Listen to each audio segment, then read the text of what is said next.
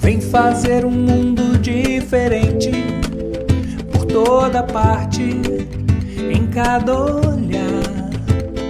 Realizar seu sonho mais bonito, espalhando pelo ar alegria e paz. Vem sentir a vida convidando a cada instante a ser feliz. Notar então que é sempre possível romper com a escuridão do medo e da dor. Bem-aventurado pelo simples fato de estar transformando seu caminho pra melhor, e a sua voz então irá cantar que está sempre a mudar, mesmo que sem perceber, descobrindo seu interior. E está sempre a mudar, mesmo que sem perceber, quem acredita no amor, dando um novo rumo para o seu viver.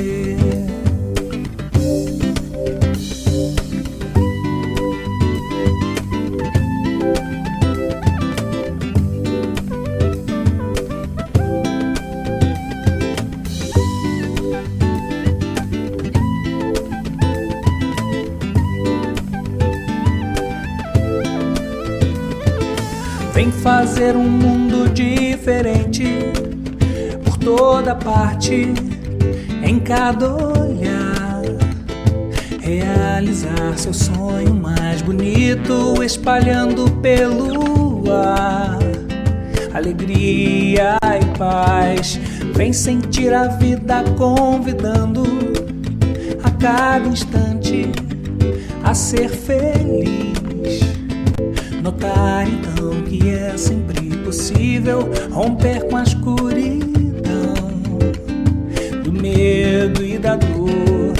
Bem-aventurado pelo simples fato de estar transformando seu caminho pra melhor, e a sua voz então irá cantar que está sempre a mudar, mesmo que sem perceber, descobrindo seu interior. Que está sempre a mudar, mesmo que sem perceber, quem acredita no amor, dando um novo rumo para o seu viver. E está sempre a mudar, mesmo que sem perceber, descobrindo seu interior.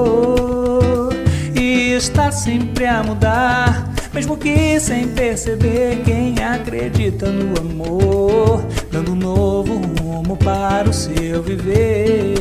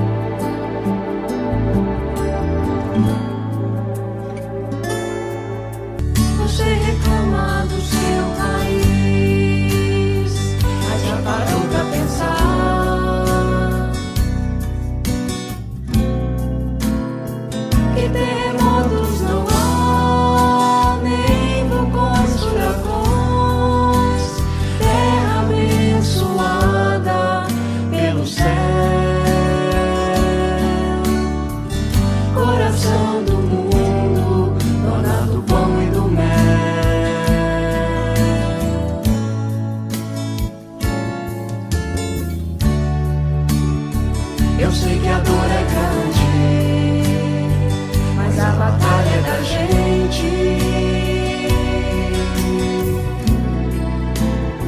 Plantar agora a semente, bem cuidar dessa flor, verdadeiramente brilhar. Nossa luz interior,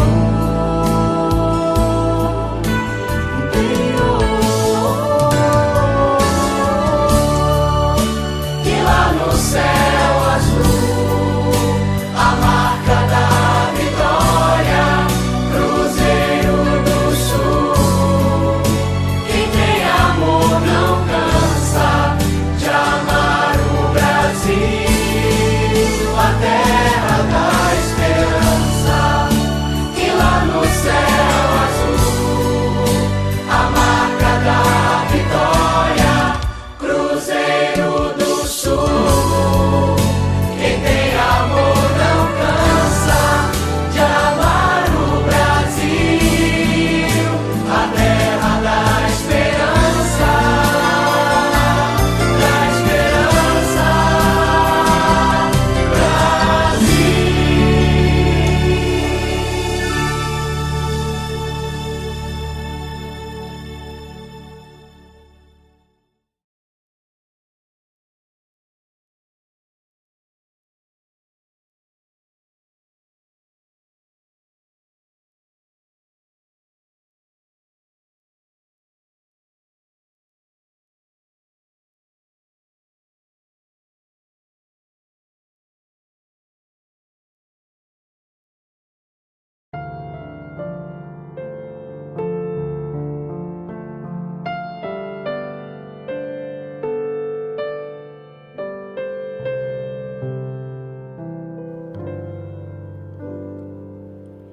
Oh, meu Deus, soberana luz que criou o céu e o mar,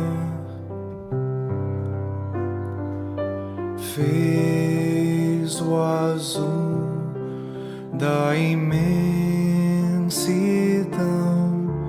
e espalhou vida pelo ar. Deus de amor, nosso Criador, infinito em perfeição,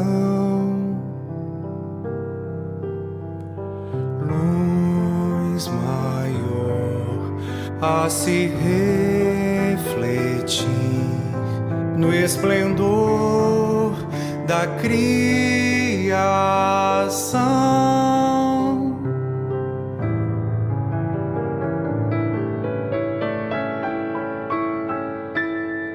Ó Senhor, que faz renascer a esperança em cada manhã. Graças vos dou por estar aqui, ter em minhas mãos o amanhã. Deus de amor que alivia a dor e encaminha a redenção, luz maior a nos envolver, abraçando a criação.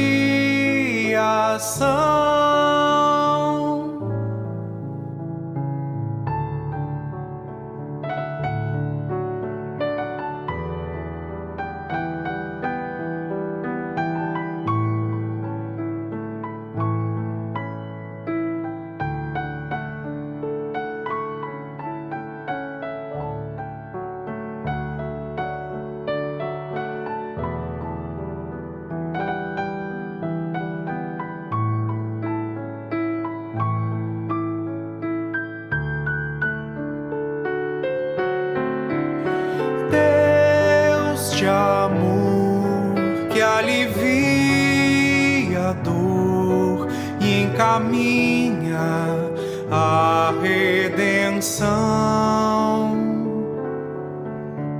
Luz maior a nos envolver, abraçando a criação.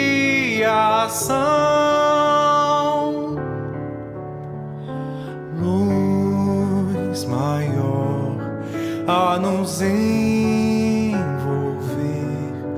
abraçando a criação.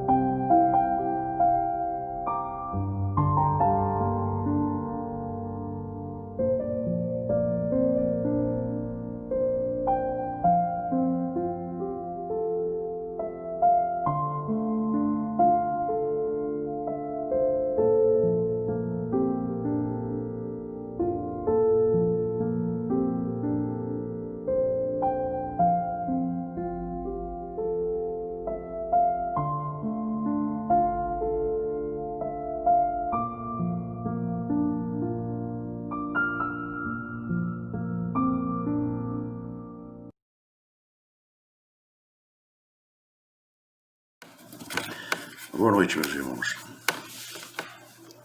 Que nos envolva a paz e o amor do Divino Mestre Jesus. E mais, esse nosso encontro das nossas reuniões de sexta-feira. Quero dar os votos de boas-vindas a todos vocês. Sejam muito bem-vindos aos nossos estudos dessa noite e à nossa reunião. A nossa reunião de hoje conta no Livro dos Espíritos com as reflexões do Edilson, que traz para nós os flagelos destruidores. E no Evangelho segundo o Espiritismo, nós teremos o nosso irmão Daniel, que vai trazer para nós o tema Fariseus e Nazarenos. Esperamos, como sempre, que a espiritualidade presente possa intuir e auxiliar nossos irmãos nas suas exposições, nas suas reflexões, e que nós possamos absorvê-las e procurar utilizá-las no nosso dia a dia. Mais uma vez, sejamos todos muito bem-vindos ao nosso encontro.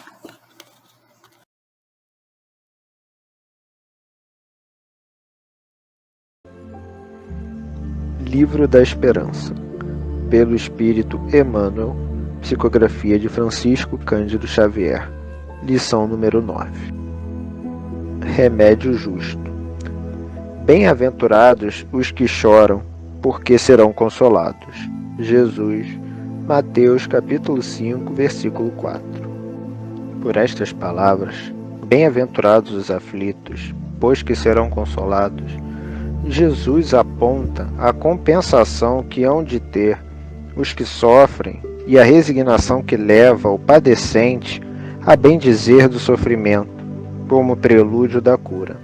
Evangelho segundo o Espiritismo, capítulo 5, item 12, Allan Kardec.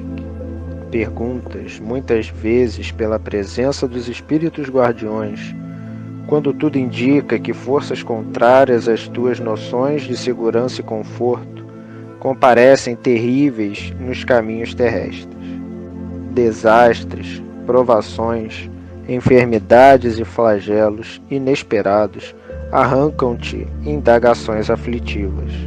Onde estão os amigos desencarnados que protegem as criaturas? Como não puderam prevenir certos transes que te parecem desoladoras calamidades? Se aspiras, no entanto, a conhecer a atitude moral dos espíritos benfeitores diante dos padecimentos desse matiz, consulta os corações que amam verdadeiramente na terra. Ausculta o sentimento das mães devotadas, que bendizem com lágrimas as grades do manicômio para os filhos, que se desvairaram no vício, de modo que não se transfiram da loucura à criminalidade confessa.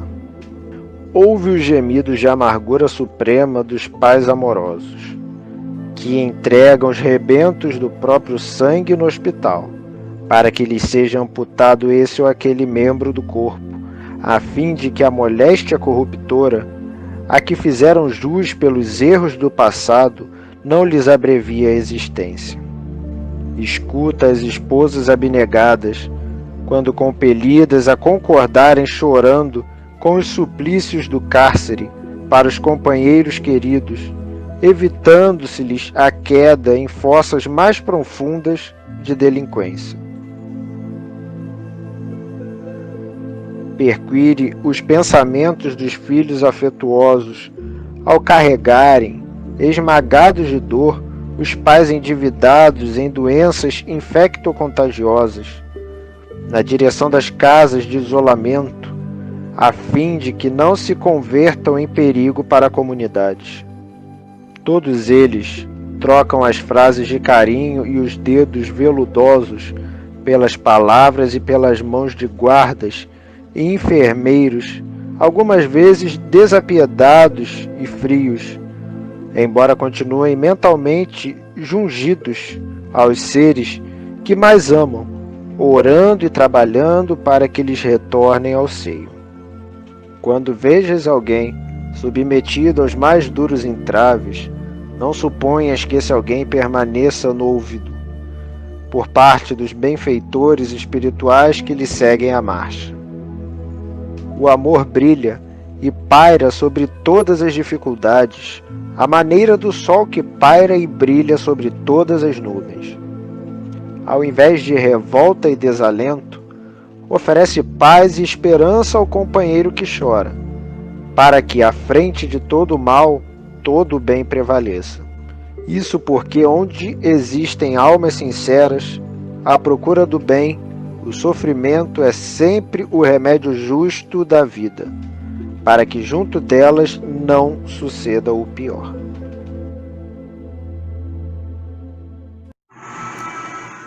Vamos então, nesse momento, elevar nosso pensamento até Deus, nosso Pai Criador, até Jesus, nosso irmão maior, agradecendo a oportunidade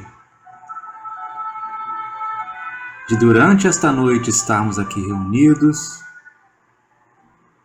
com o objetivo de estudar o Evangelho, com o objetivo de estudar a doutrina espírita. Agradecendo também, Senhor, a presença, a companhia e a inspiração dos nossos irmãos da espiritualidade, que estão sempre ao nosso lado, nos acompanhando, nos amparando, nos orientando, nos dando a oportunidade de refletir através dos seus pensamentos que são emitidos até nós. Ampara o Senhor, orienta-os, mantém-nos vigilantes com relação a nós. Com certeza precisamos disso, Senhor. Ainda muito necessitados do Evangelho, da compreensão do conteúdo do Evangelho, da vivência do Evangelho. Por isso a necessidade de estarmos sempre em oração, estarmos sempre vigilantes, tendo leituras edificantes que possam manter os nossos pensamentos sempre voltados para o bem, Senhor. Que a reunião seja uma reunião proveitosa, que possamos refletir bastante sobre tudo que aqui vai ser falado. E te pedimos, Senhor, permissão para iniciar a reunião da noite de hoje. Graças a Deus. Que assim seja.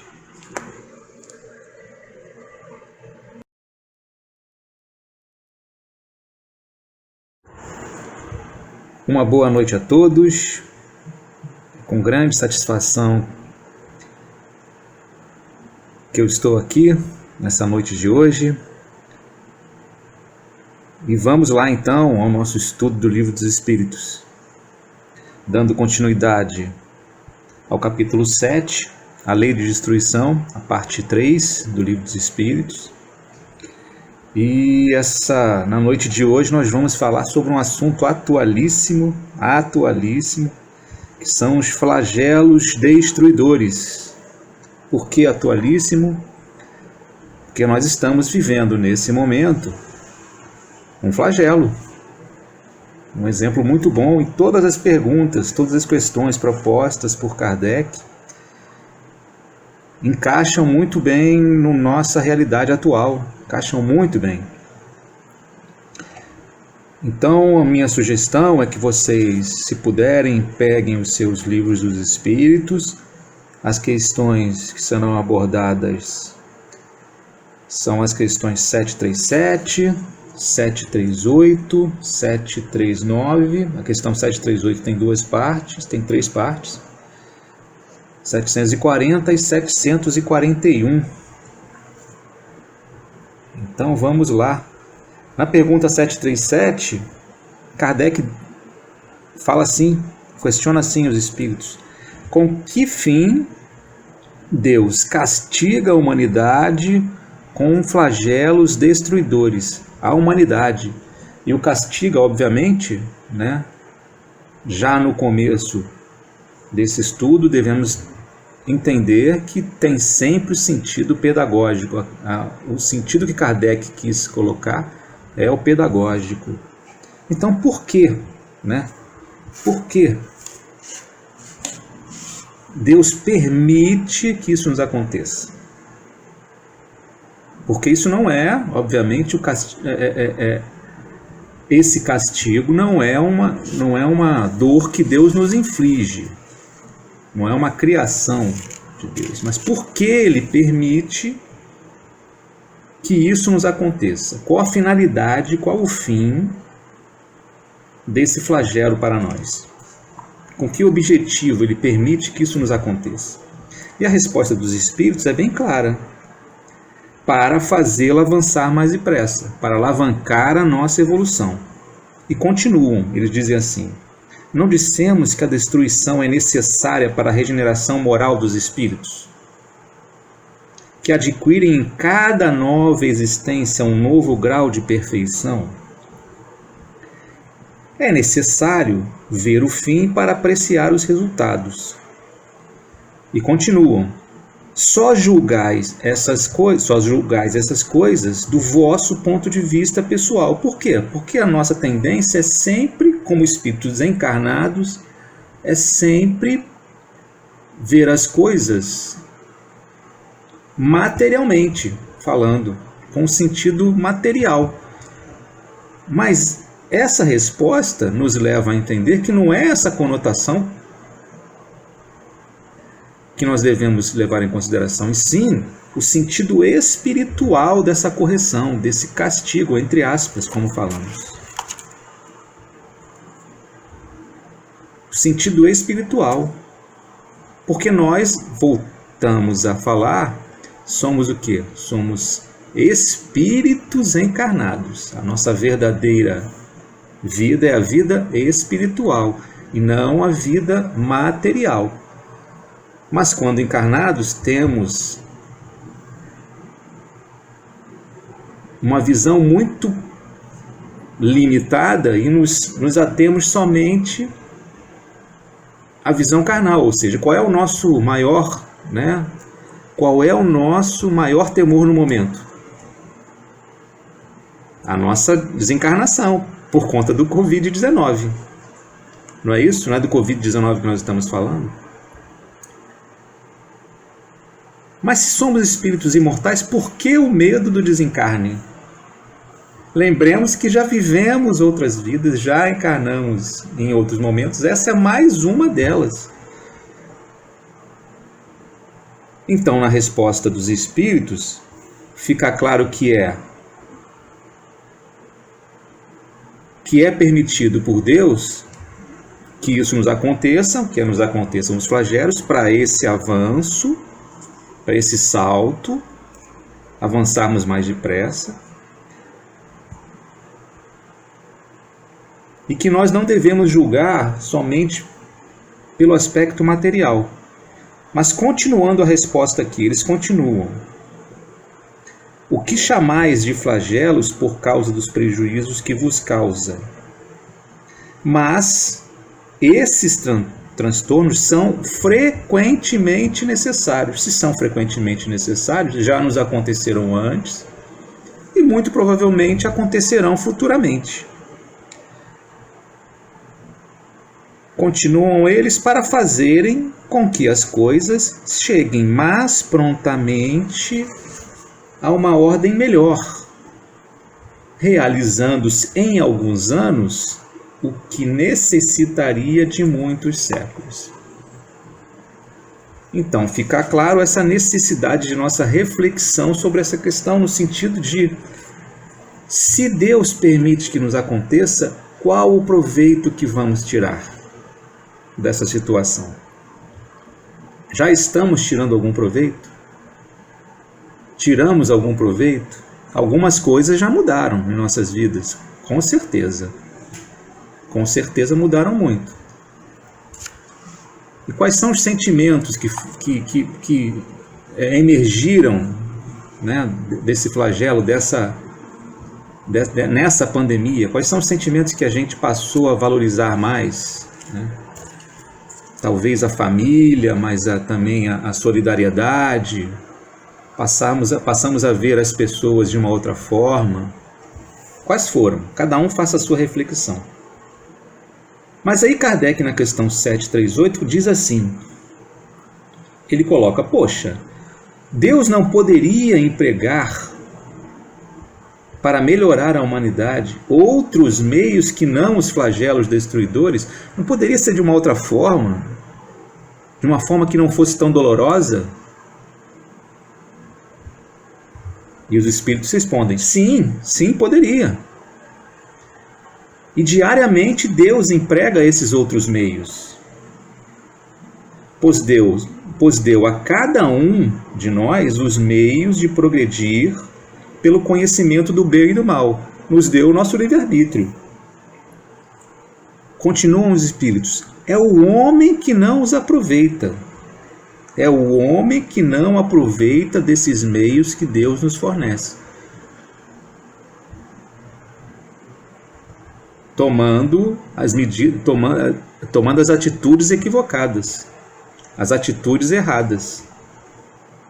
É o homem que não os aproveita, então é necessário castigá-lo em seu orgulho e fazê-lo sentir a própria natureza. Novamente, o castigá-lo é no sentido pedagógico.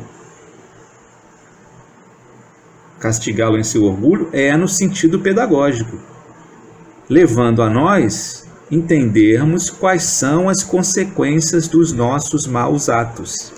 Todos os atos que aqui fazemos têm consequências, boas e ruins.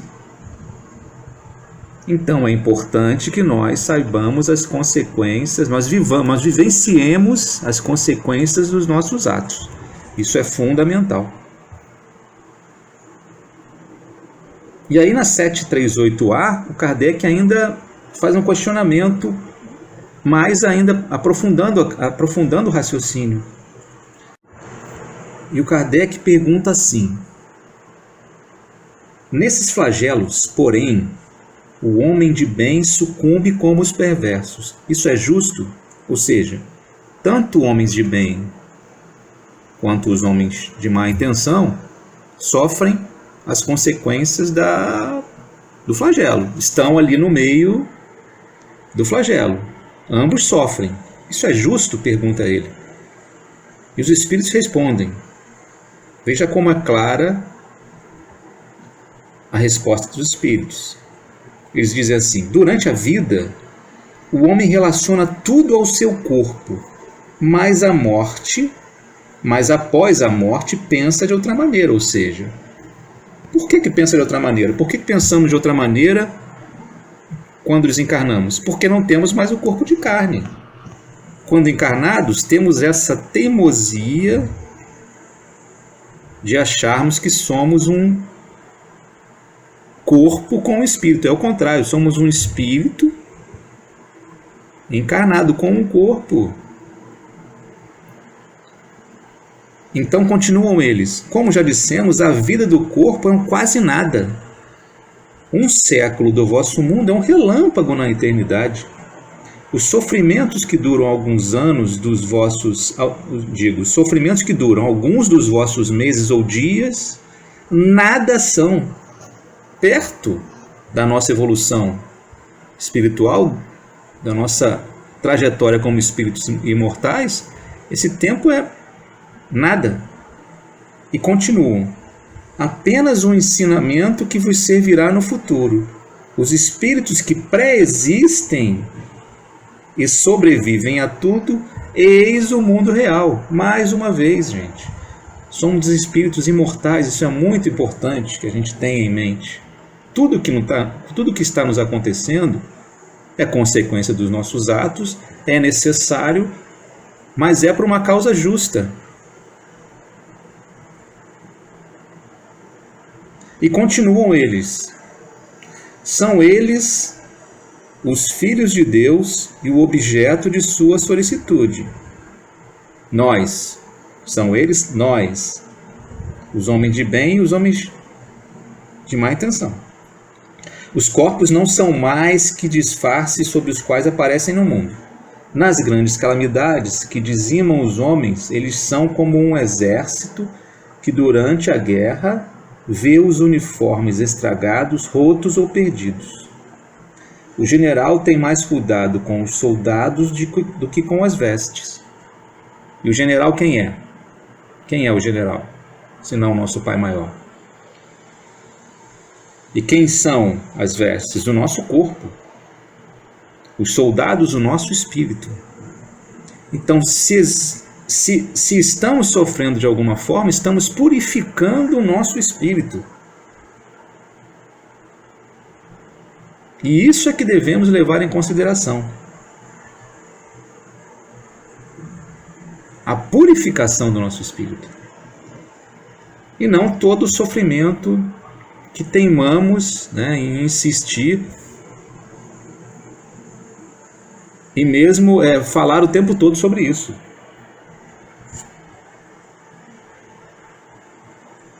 E aí Kardec, na 738b, ele ainda faz um questionamento, ainda talvez não satisfeito com a resposta da questão 738A. Ele faz na 738b o seguinte questionamento: mas as vítimas desses flagelos, apesar disso, não são vítimas?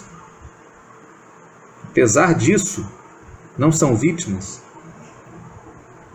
E a resposta é bem clara. Dizem assim os espíritos: se considerássemos a vida no que ela é e quanto é insignificante em relação ao infinito, menos importância lhe daríamos. Olha a questão do espírito imortal aí. Essas vítimas terão, noutra existência, uma larga compensação para os seus sofrimentos se souberem suportá-los sem lamentar. Então, mais uma vez, a necessidade do entendimento de que esta é somente uma das nossas experiências corporais. Numa próxima experiência corporal, quem passar por esse teste ou por essa situação e souber aproveitar-se dela, vai sair daqui depurado, vai ser um espírito melhor, vai ser um espírito mais preparado, com mais mérito,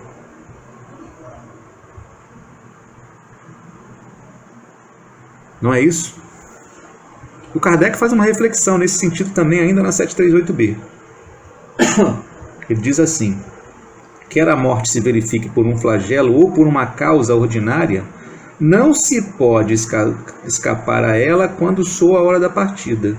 A única diferença é que no primeiro caso parte um grande número ao mesmo tempo, ou seja, não adianta que todos nós iremos desencarnar. Quando chegar a nossa hora, vamos desencarnar.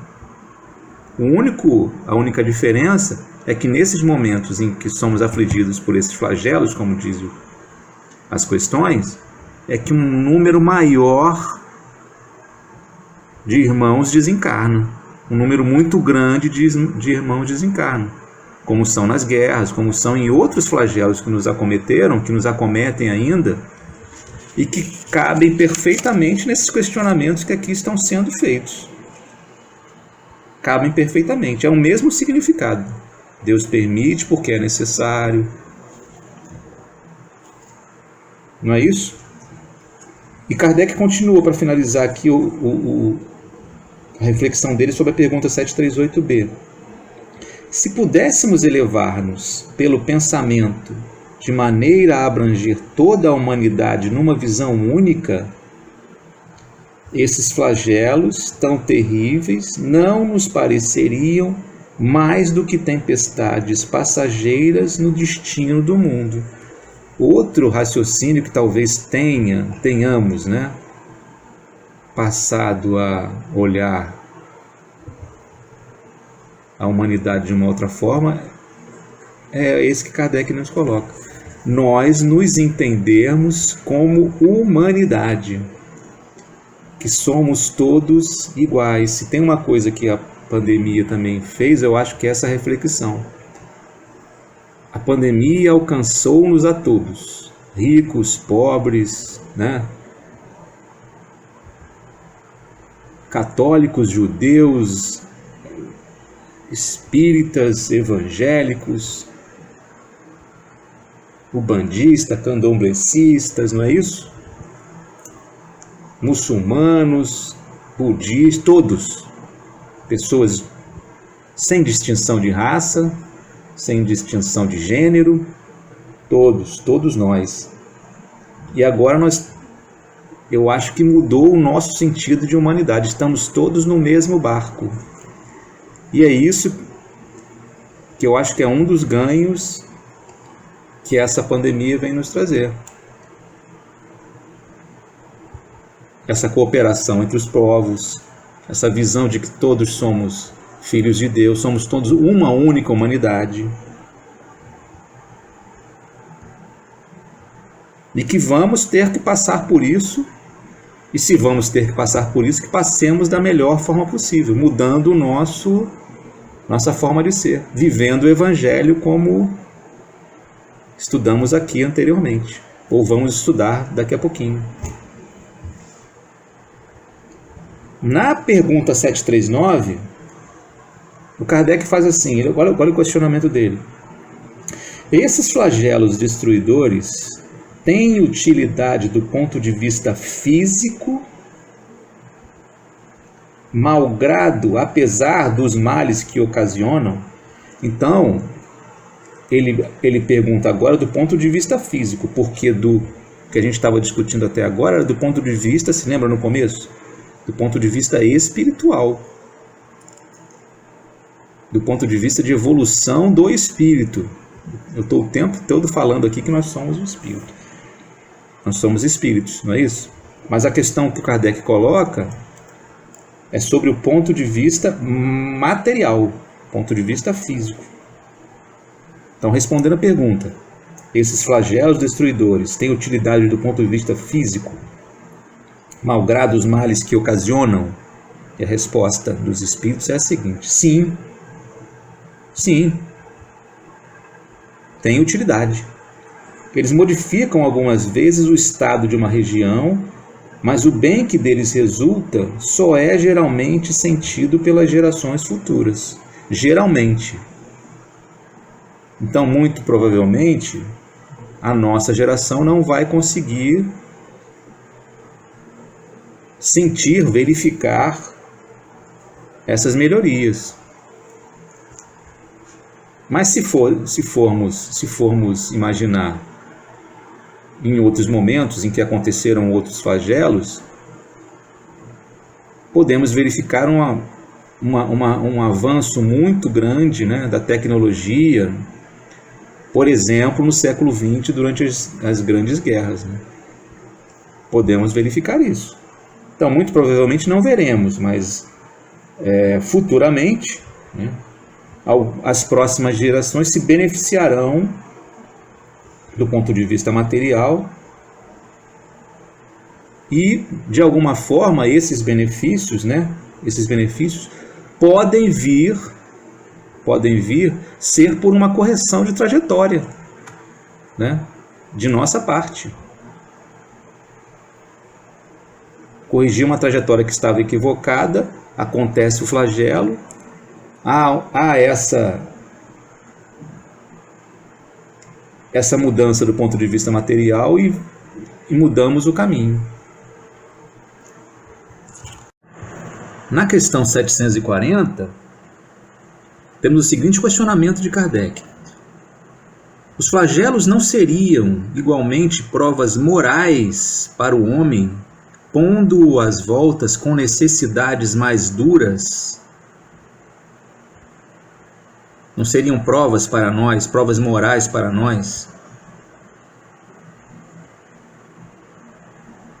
Nos colocando em situações, né, que temos que são mais duras no sentido de maior dificuldade de passarmos por elas? E a resposta é a seguinte: os flagelos são provas que proporcionam ao homem a ocasião de exercitar a inteligência, de mostrar sua paciência e a sua resignação ante a vontade de Deus, ao mesmo tempo que lhe permitem desenvolver os sentimentos de abnegação, desinteresse próprio e de amor ao próximo, caso ele não seja dominado pelo egoísmo. Não é isso que estamos vivendo nesse momento? Não são esses sentimentos, não são essas oportunidades de exercitarmos que estamos tendo agora? Então, se é que vamos aprender alguma coisa nesse momento, com essa pandemia, com o Covid-19, o que nós vamos aprender? Vamos exercitar a inteligência? Não estamos fazendo isso? Desenvolvendo vacinas, desenvolvendo produtos, novos aparelhos respiratórios, não é isso? Vamos exercitar nossa paciência e nossa resignação ante a vontade de Deus, lembrando que somos espíritos. E também abnegação, desinteresse próprio e amor ao próximo. Então essa é a nossa oportunidade. É um momento oportuno, um momento de oportunidade do exercício dessas qualidades, desses sentimentos. Para quê? Para a depuração do espírito, mas para o seu aprimoramento moral. É isso. E na 741, para finalizar, que o tempo já está acabando,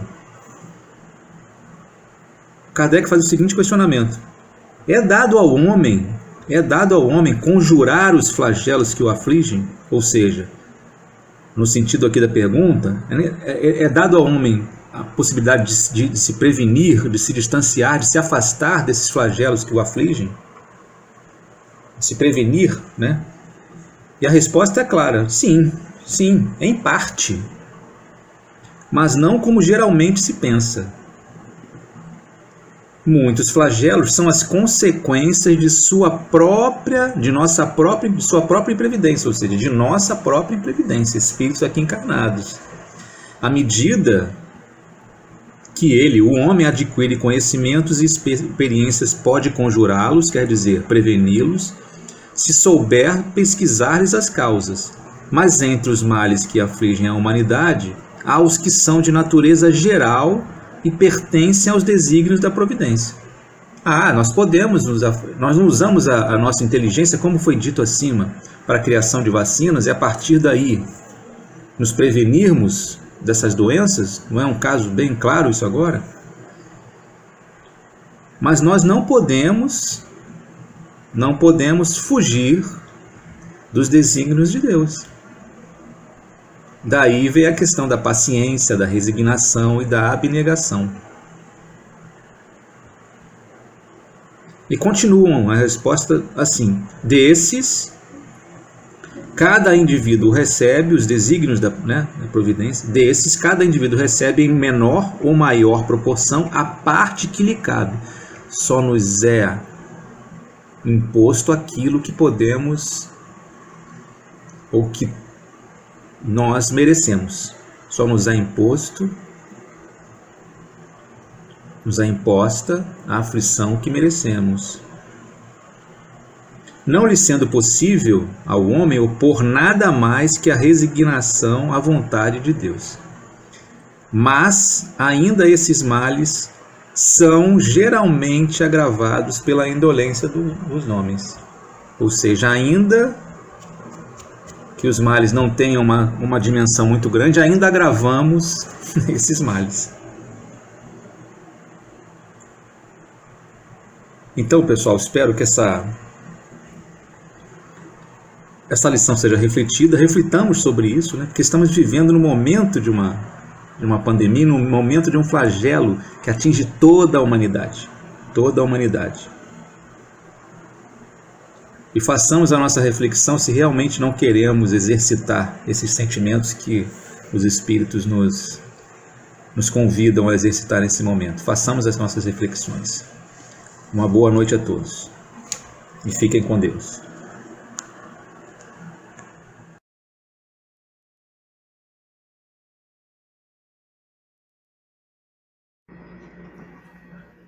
Olá, o meu nome é Daniel e hoje a gente vai dar continuidade ao estudo do Evangelho, da introdução do Evangelho, da terceira parte dela, a parte que fala dos nazarenos e dos fariseus. Os nazarenos, eles eram um grupo de judeus que existiam já muito antes de Jesus e que eles tinham um compromisso com a pureza, deles. Então eles tinham um modo de vida, que tentava se aproximar dessa pureza. Então eles não bebiam bebidas alcoólicas, parece que também evitavam carne, e eles tentavam fazer essas práticas do bem. E alguns exemplos desses nazarenos foram Sansão, muito antes de Jesus, João Batista, que era contemporâneo de Jesus,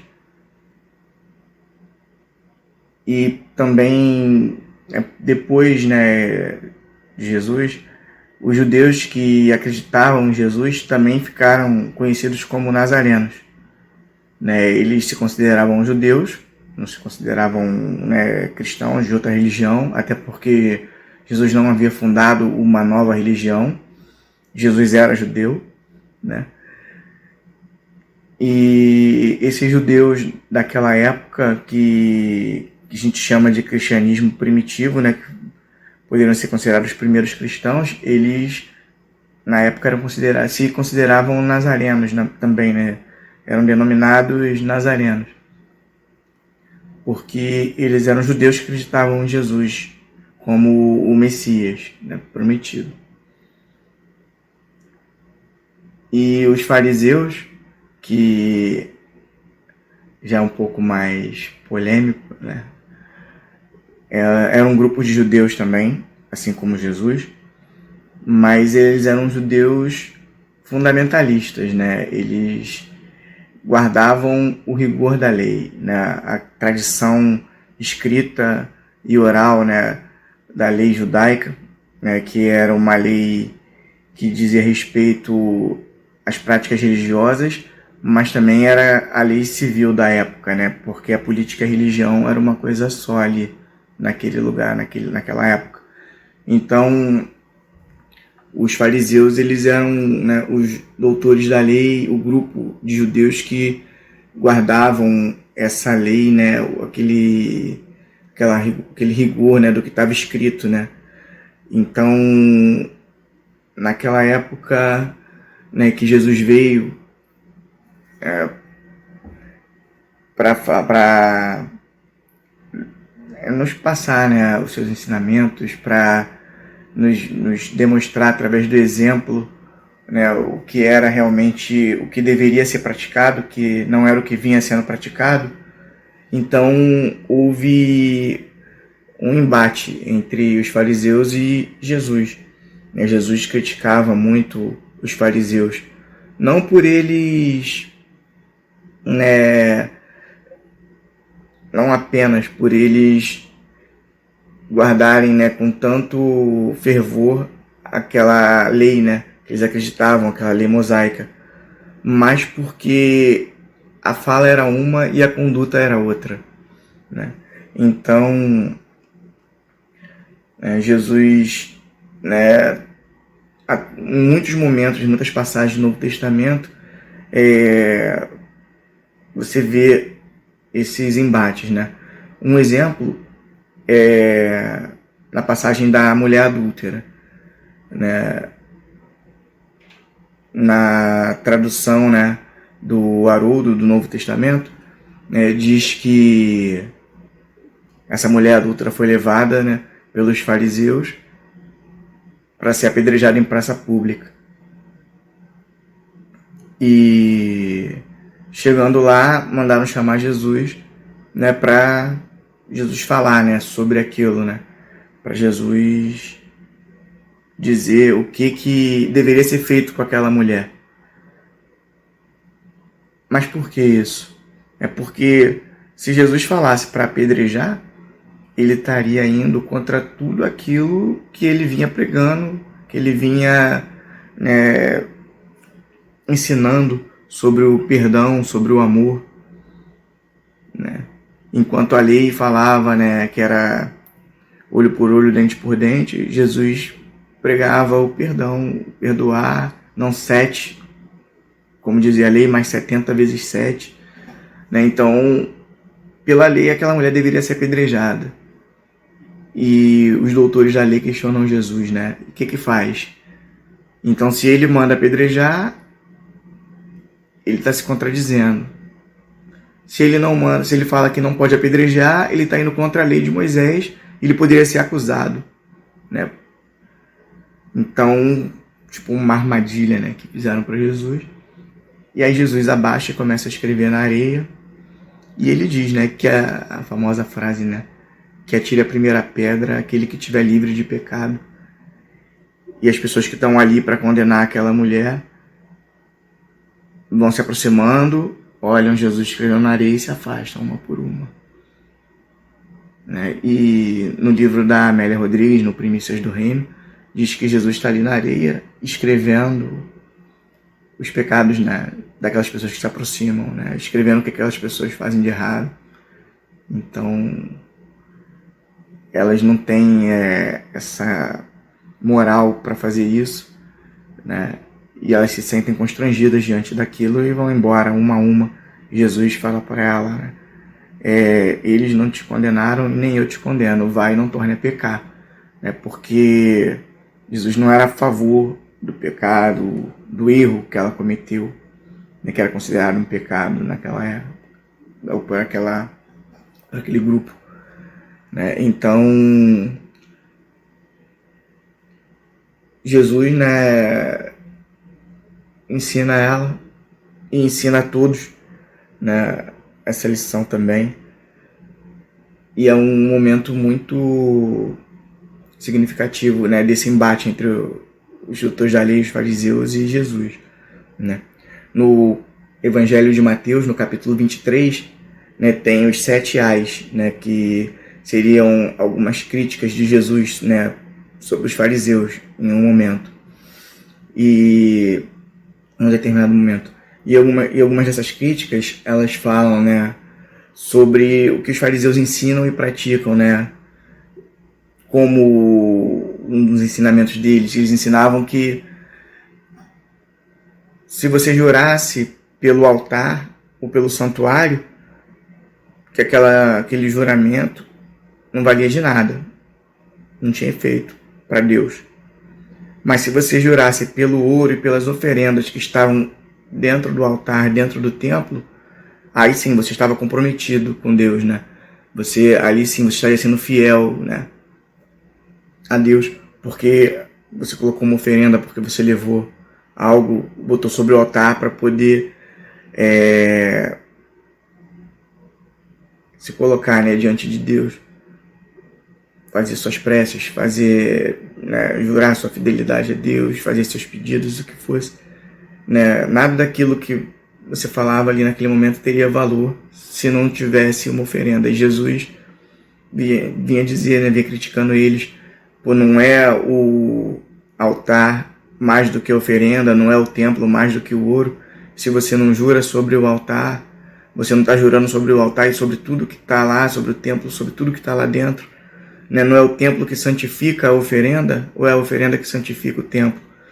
Então, né, Jesus estava criticando, né, esses atos, né, essas práticas exteriores, né, dos fariseus, né, que ensinavam que tinha que pagar o dízimo, né, como se o dízimo fosse a salvação. Mas Jesus falava para eles: vocês dão valor ao dízimo e esquecem do principal, da justiça, da misericórdia e da fé, né? Ele falava: vocês limpam o lado de fora do copo e do prato, mas o lado de dentro, né, tá cheio de iniquidade, né? Chegou a dizer que eles eram como sepulcros caiados, né? Que por fora eles até impressionavam, né? Que por fora eles eram vistosos, mas por dentro eles eram impuros, né? E em outro momento também, né, desse embate, né, dessas críticas que Jesus fazia, né, aos fariseus, ele conta a parábola, né, do publicano e do fariseu, né? O publicano era muito mal visto pelos judeus porque ele era um cobrador de impostos, né? E o fariseu era uma classe de elite, né? Eles eram os doutores da lei, os guardiões, né, da lei, da moral, os guardiões dos bons costumes da época, né? E Jesus fala, né, que 2 homens subiram ao templo para orar, um fariseu e um publicano. E o fariseu orava, né, dizendo: Deus, eu te dou graças porque eu não sou como os demais homens, exploradores, injustos, adúlteros, e nem como este publicano. Eu jejuo 2 vezes por semana, pago o dízimo de tudo quanto adquiro. E o publicano, orando de pé, à distância, não queria nem levantar os olhos para o céu, mas batia no seu peito dizendo: ó Deus, tem compaixão de mim, pecador. E Jesus disse, né, que aquele publicano desceu para casa justificado, porque todo aquele que exalta a si mesmo será diminuído, e aquele que diminui a si mesmo será exaltado. Então Jesus estava dizendo, né, que perante Deus, aquele publicano, ele estava justificando as faltas dele.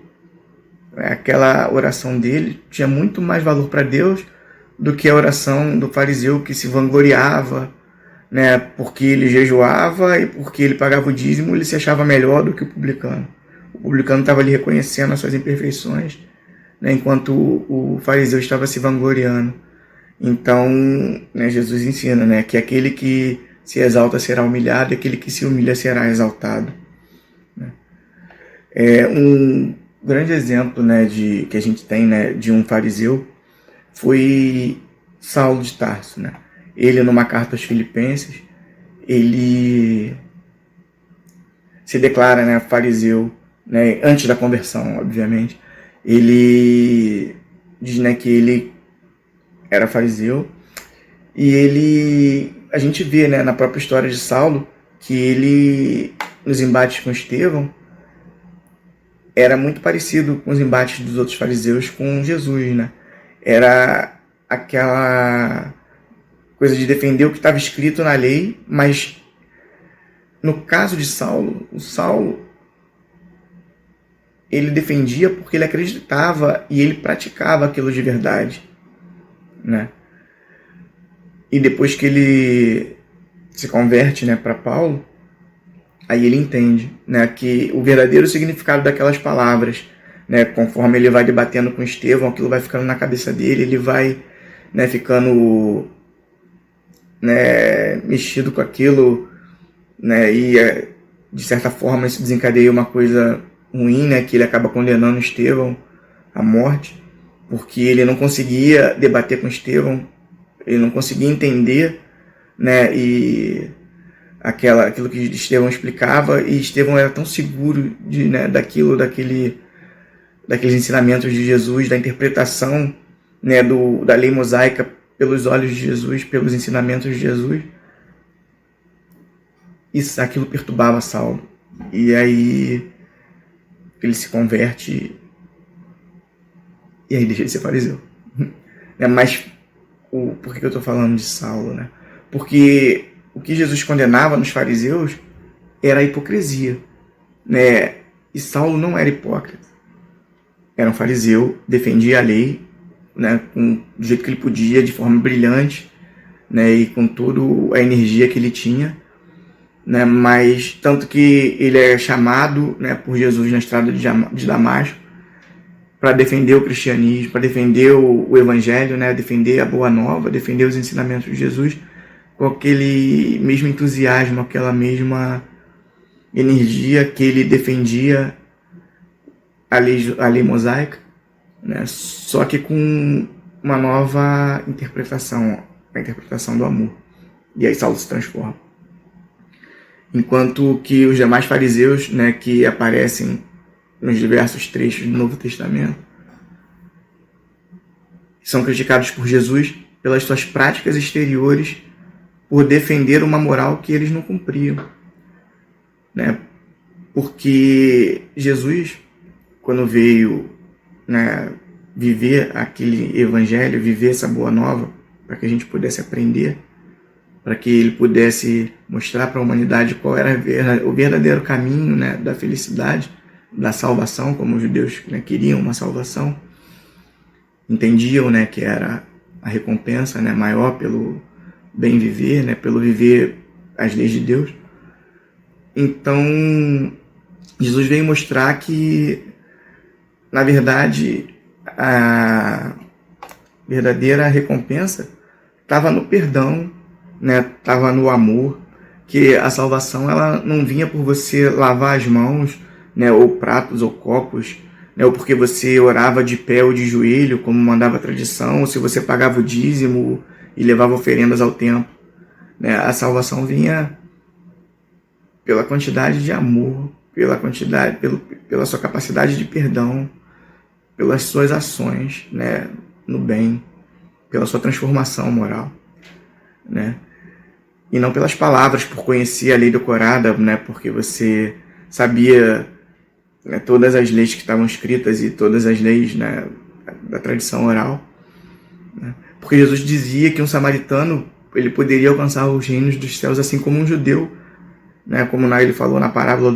do bom samaritano, bastava ser o próximo, ser aquele que ajuda, ser aquele que estende a mão, ser aquele que pratica a caridade, né? Jesus, ele diz a meretriz convertida de Magdala que ela poderia alcançar sim o reino dos céus, né? Que ela fosse e amasse os filhos que não têm mãe e as mães que não têm filhos. Então Jesus colocava todo mundo no pé de igualdade, que o que diferenciaria seria realmente as suas ações no bem e não as práticas exteriores.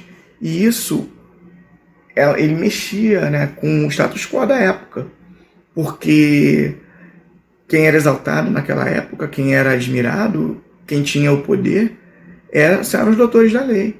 Não precisava eles cumprirem, eles podiam estar falando o que fosse e fazendo tudo o contrário, mas eles faziam parecer que aquilo era o cumprimento da lei, né? Como se, assim, como às vezes acontece até hoje, né? A gente distorcer um pouco o que a gente sabe que não é, para poder justificar os nossos atos.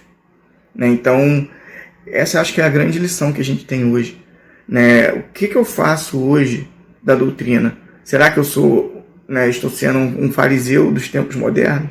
Será que eu estou, né, aqui na casa espírita, estudando, falando, dando estudo, trabalhando, né, decorando, citando diversos livros, passagens, né, mas eu estou praticando, né? Eu estou me transformando, eu estou vivendo esse amor que Jesus vem ensinar, né? Eu estou me colocando no lugar do outro. Eu estou realmente sendo caridoso. Eu estou sendo espírita no sentido de tentar domar as minhas más inclinações. Ou eu estou apenas querendo parecer que sou caridoso, querendo parecer que estou me transformando, fazendo discursos lindos, né, palestras bonitas, preces, né, com as melhores palavras que emocionam as pessoas, mas que a mim mesmo não dizem nada. São só palavras para impressionar os outros, né? Então, acho que é um grande questionamento que a gente tem que se fazer, né? É claro que ninguém é perfeito, aquela sociedade não era perfeita, né? As leis evoluíram, né? Precisavam evoluir naquela época porque a sociedade tinha evoluído. Hoje a gente acredita, né, aqui, se a gente está aqui assistindo isso, muito provavelmente nós somos espíritas, né? E como que eu estou sendo espírita? Eu estou defendendo com todo rigor o que está escrito, mas não estou praticando. Quando eu estou comigo sozinho, quando eu estou em um determinado lugar que eu tenho a possibilidade de fazer algo que eu sei que não é cristão, mas não tem ninguém vendo, eu faço. Ou eu faço algo que eu sei que não é o certo, mas tento achar uma brecha ali, né? Mesmo sabendo que existe um porquê, né? Às vezes a gente fica tão preso ao que está escrito que a gente não pensa no porquê que aquela lei existe, no porquê que aquilo foi escrito. E aí a gente fica preso a uma palavra, né, tentando dar um significado que justifique a nossa ação, ao invés de admitir que o que a gente fez não foi o melhor, não foi o certo, né, e pedir desculpa, né, para a nossa consciência, para Deus, e tentar consertar, tentar fazer melhor a próxima vez, né. Então é isso, gente, né. Vamos pensar, né, sobre as nossas ações, sobre quem somos nós, sobre como a gente pode melhorar, né, sobre como a gente pode se melhorar, como a gente pode melhorar, né, sempre o mundo ao nosso redor, com a nossa ação no bem, né, sendo o bom samaritano, né, sendo aquela pessoa que errou, mas que se consertou, como Magdala, Maria de Magdala, né, e que depois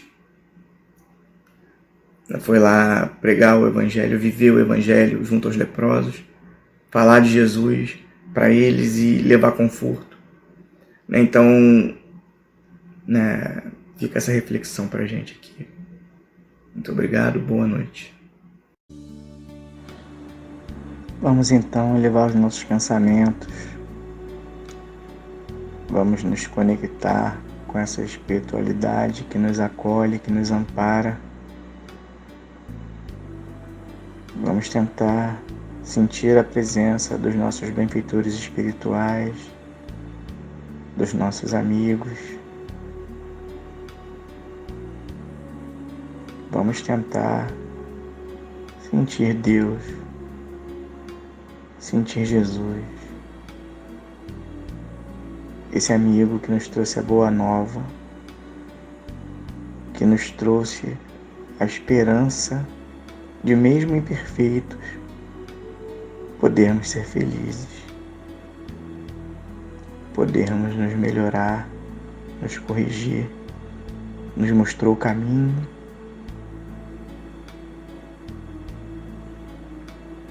e nos mostrou que é possível seguir esse caminho. Muito obrigado a todos espíritos, amigos que trabalham por nós nessa caminhada, nos fortalecendo, nos ajudando a levantar, a nos reerguer quando precisamos de força, que trabalham por amor a Jesus, por amor à humanidade. Muito obrigado por todos os recursos que temos aqui, que essa casa nos oferece, pelos estudos, pelo acolhimento, pelo carinho com que sempre somos recebidos, pelo comprometimento de tantos trabalhadores que mesmo nessa época de distanciamento, de dificuldade, trabalham para nos aproximar, para nos trazer um pouco do Evangelho, para nos trazer essas gotas de esperança que nos fortalece. Muitíssimo obrigado por essa doutrina que nos esclarece esses ensinamentos. Que possamos ter uma boa noite, que possamos refletir sobre tudo o que ouvimos aqui hoje e que possamos fazer melhor a cada dia para honrar todo esse investimento da espiritualidade de Deus em nós. Muitíssimo obrigado. Que assim seja, graças a Deus.